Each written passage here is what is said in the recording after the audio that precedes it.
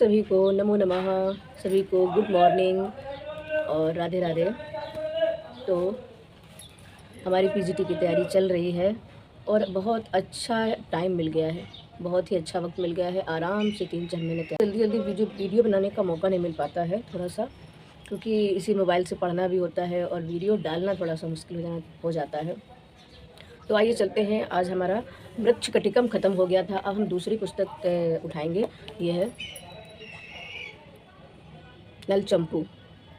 पता नहीं फ्रंट कैमरे से साफ दिख रहा है कि नहीं। तो ये नल चंपू है और इसका प्रथम उपच्छ्वास हमारे सिलेबस में है। तो हमें अपने सिलेबस को ही पढ़ना है, अपने सिलेबस को हम कंठस्थ कर लें, बस पेपर तो क्लियर हो ही जाएगा। अपनी पूरी कोशिश है, क्योंकि बहुत दिनों बाद मौका मिला है, तो देखते हैं। तो चलिए आइए। नल चंपू प्रथम उपच्छ्वास। नल चंपू एक चंपू काव्य है, जैसा कि इसमें कहा गया है चंपू। तो नल चंपू एक प्रथम चंपू काव्य है।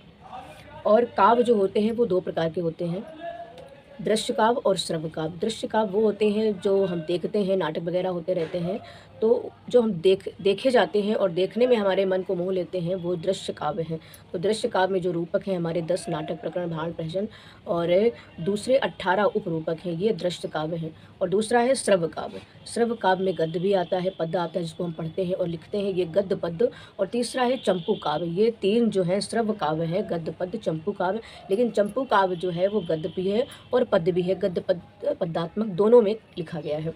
जिसके बारे में दंडी ने, हमारे जो कवि दंडी जी हैं, उन्होंने लिखा भी है। तो दंडी का सबसे पहले हम समय याद कर लेते हैं। दंडी का समय है 8वीं शताब्दी। जैसे दंडी में डा को हम 8 के तरीके बनाएंगे तो हमारा ये इनका समय हमें याद हो जाएगा। तो दंडी का समय है 8वीं शताब्दी। इनका जो अलंकारिक ग्रंथ है काव्यादर्श, इसमें इन्होंने लिखा है, सर्वप्रथम चंपू काव्य का इन्होंने वर्णन किया है कि गद्य पद्यमयी काव्यम चंपू इति अवधीयते। गद्य पद्यमयम काव्यम चंपू इति अवधीयते, ये दंडी ने अपने काव्यादर्श में कहा हुआ है, जो अलंकारिक ग्रंथ है। दूसरा आचार्य विश्वनाथ ने भी लिखा हुआ है, गद्य पद्यमयम काव्यम चंपू रिव अवधीयते, यही बात इन्होंने भी लिखी है। तो ये तो चंपू काव्य की भूमिका थी, जिसको दंडी जी ने लिखा हुआ है। आइए अब हम बात करते हैं नल चंपू की। तो नल चंपू का प्रथम उच्छ्वास हमारे सिलेबस में है और इसमें कुल टोटल 7 उच्छ्वास हैं, 7 उच्छ्वास हैं। लेकिन हमको पहला उच्छ्वास यानी कि प्रथम उच्छ्वास ही पढ़ना है। और त्रिविक्रम भट्ट इसके रचयिता हैं। त्रिविक्रम भट्ट का जो समय है वो 10वीं शताब्दी का पूर्वार्ध है। 10वीं शताब्दी का पूर्वार्ध है। कवि की जो उपाधि है, त्रिविक्रम भट्ट की जो उपाधि है, इनको यमुना और त्रिविक्रम नाम से भी जाना जाता है। दूसरा है कवि का वंश कौन था, तो ये सांडिल वंशी गोत्री ब्राह्मण थे। सांडिल गोत्री ब्राह्मण थे और इनके पिता का नाम था नेमादित्य। और इनके जो आश्रयदाता राजा थे वो राष्ट्रकूट वंशी इंद्रराज तृतीय थे। पितामह इनके श्रीधर थे और इनका जन्म स्थान विदर्भ देश था, विदर्भ क्षेत्र। अब इनकी जो रचना है, 2 रचनाएं इनकी प्राप्त होती है, एक नल चंपू और दूसरी है मदालसा चंपू। नल चंपू जिसमें दमयंती और राजा नल की कथा है, जिसको हमें पढ़ना है। और इसका उपजीव क्या है, ये लिया कहाँ से गया है, तो इसका उपजीव महाभारत के वन पर्व में जो नलोपाख्यान है, उसी से ये नल चंपू की कथानक लिया गया है। और इसमें 7 उच्छ्वास हैं, ठीक है। इसमें राजा नल और दमयंती की प्रेम कथा का वर्णन है और इसमें बड़ा ही अच्छा श्रृंगार, विप्रलम श्रृंगार है। भाई प्रेम का वर्णन है तो विप्रलम श्रृंगार ही होगा। और गुण इसमें प्रसाद और माधुर्य है। इसमें जगह जगह पर हमें श्लेष अलंकार देखने को मिलता है। जब हम इसके श्लोकों को पढ़ते हैं तो श्लेष अलंकार बखूबी दिखाई देता है और हम उसको पहचान भी जाएंगे बड़े आराम से। तो और इसमें मंगलाचरण, इनका जो मंगलाचरण है वो नमस्कारात्मक है और दूसरा वस्तु निर्देशात्मक है, क्योंकि इसमें मंगलाचरण 3 मंगलाचरण दिए हुए हैं। उन मंगलाचरण के बारे में हम बाद में बात करेंगे। फिर आइए अब हम बात करते हैं इसमें जो भी पात्र हैं, नलचंपू में जो पात्र हैं, राजा नल, नल के पिता, और दमयंती, दमयंती के पिता, इनके बारे में जरा हम बात कर लेते हैं। तो सबसे पहले राजा नल के पिता का नाम क्या है। नल के पिता हैं वीरसेन।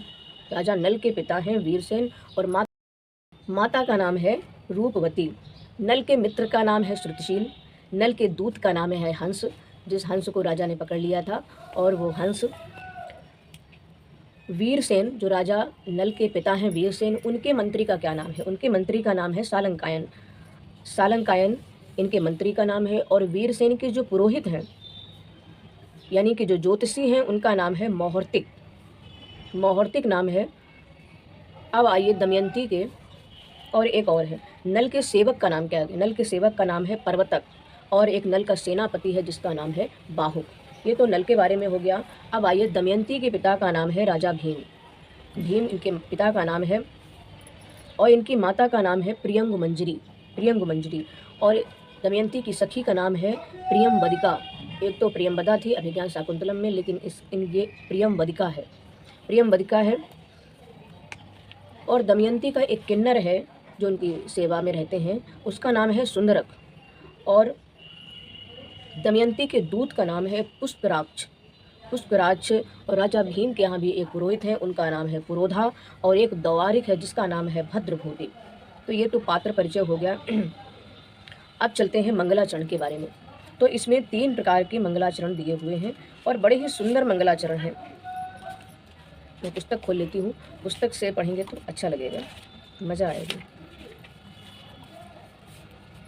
कि जयति गिरिसुतायः काम संतापवाही न्यूरशिरसि निकेशश्चान्दन चंद्रमौलिः तदनुचा विजयन्ते कीर्तिभाजां कवीनां सकृदमृतबिन्दुस्सन्दिनो वाग्विलासः। इसमें जयति गिरिसुतायः काम संतापवाही, पहली लाइन जो है हमें इसको ज़्यादा याद रखना है, जिसमें जयति गिरिसुतायः, सुताया यानी कि पार्वती, काम रूपी संताप को वहन करने वाली जो पार्वती हैं, जो हिमालय की पुत्री हैं, उन काम संतापवाही उन शिव को नमस्कार किया गया है। तो इसलिए इसमें वस्तु निर्देशात्मक और नमस्कारात्मक। दूसरा श्लोक है जयति मधु सहाय सर्व संसार वल्ली जनन जरठ कंदः कोपि कंदर्प देवः तदनु पुनरिपांगोत संग संचारितानां जयति तरुणयोस्तिलोचनानां विलासः। दूसरे में जयति मधु सहाय, जयति मधु सहाय सर्व संसार वल्ली जनन जरठ कंद कोपि कंदर्प देवः। इसमें जो है कामदेव के बारे में वर्णन किया गया है और इसमें कामदेव को नमस्कार किया गया है, इसमें कामदेव को नमस्कार किया गया। कहते हैं बसंत रूपी मित्र वाला समस्त संसार रूपी लता को उत्पन्न करने में कठोर बीज रूप अनवर्चनीय कामदेव उत्कृष्ट है। तत्पश्चात पुनः आँखों की कोर के गोद में चलाया गया पुनर्पांगोत संग संचारिता नाम तरुण योस्तिलोचना नाम विलासः, गोद में चलाया गया युवतियों का नेत्र विलास उत्कृष्ट है। तो इसमें मेन जो है ये याद रखना है कि जयति मधु सहाय कंदर्पदेव, कंदर्पदेव जो है वो कामदेव को कहा गया है, इसमें कामदेव को नमस्कार किया गया है। और तीसरा श्लोक है अगाधांता परिष्मंदम विबुधानंद मंदिरम वंदे शांतर प्रौढ़म श्रोतः सारस्वतम वहत। तो इस तीसरे में सरस्वती नदी और सरस्वती देवी को नमस्कार किया गया है। अगाधांतम, अगाधांतम वाणी पक्ष में मतलब सरस्वती पक्ष में हृदय में अपरिमित चमत्कार उत्पन्न करने वाली, रसों की विशेषता से प्रौढ़ विद्वानों के हर्ष स्थान और विकसनशील वाणी के प्रवाह को वंदना करता हूँ। तो इसमें सरस्वती नदी और सरस्वती वाणी की प्रार्थना की गई है। अब आगे जो है नल की जो कथा का वर्णन है, तो ये तो मंगलाचरण हो गया। अब मंगलाचरण के पश्चात हम इसकी जो कथा है, जो इसका कथानक है प्रथम उच्छ्वास का, इसको समझ लेते हैं। तो आर्यावर्त नाम का एक देश है और आर्यावर्त नाम के देश में निषद नामक विख्यात जनपद है, जहाँ उत्तम पुरुषों द्वारा निवास करने योग्य निषधा नाम की एक नगरी है। और उस नगरी में वीरसेन का पुत्र शत्रुओं का संहारक राजा नल के बारे में काफ़ी यहाँ पर विशेषण दिया हुआ है। राजा नल है और उसका मंत्री जो है महामंत्री, राजा नल के तो मंत्री सूत्रशील हैं, लेकिन महामंत्री यानी कि जो वीरसेन के मंत्री हैं उनको महामंत्री कहा गया। सालंकायन के पुत्र का नाम श्रुतशील है, जो समस्त विद्याओं का आधार स्तंभ नल का द्वितीय प्राण है। सही है। तो जब एक बार बहुत तेज़ वर्षा हो रही थी और एक सूकर आकर के बहुत उत्पात मचा देता है, मृगया में आकर, मृगया उनका वन है, उसमें आकर उत्पात मचा देता है। तो जो राजा नल का वन पालक जो सेवक है, जब उनको सूचना मिलती है कि सूअर ने बहुत उत्पात मचा रखा है, तो वो जाकर के अपने मंत्री के साथ जाकर के वहाँ पर उस शुकर को बहुत ही वेगपूर्वक मारते हैं। और जब वहाँ से लौट करके वो थक जाते हैं तो एक वृक्ष के नीचे आकर के, साल वृक्ष के नीचे विश्राम करते हैं। और वहीं पर उनको एक पथिक मिलता है और जो पथिक है वो दमयंती की सुंदरता का वर्णन करता है। और उसकी सुंदरता को सुन करके राजा नल के मन में बड़ा प्रेम जागृत हो जाता है। और प्रथम उच्छ्वास में इसी का वर्णन है। और भी बहुत सारी बातें हैं इसमें, नगरी का वर्णन है और मृग या विहार का वर्णन है। तो इसमें जो मेन श्लोक हैं, मेन सूक्तियाँ हैं, उनको हमें पढ़ना है।